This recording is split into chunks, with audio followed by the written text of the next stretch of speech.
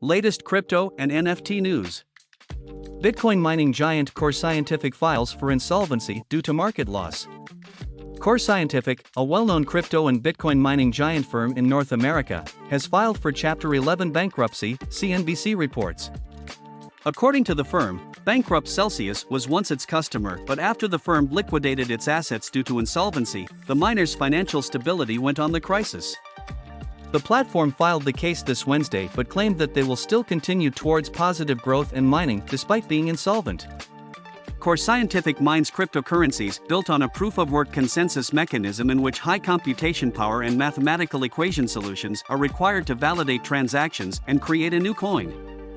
Bitcoin is the largest PoW cryptocurrency in the world, so most of its investments were made on this coin.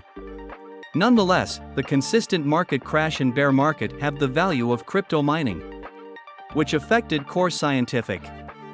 According to the statement, its valuation dropped to $78 million as of Tuesday stats from $4.3 billion, July 2021. Crypto lending platform Celsius bankruptcy also affected Core Scientific. Visit our website for more news.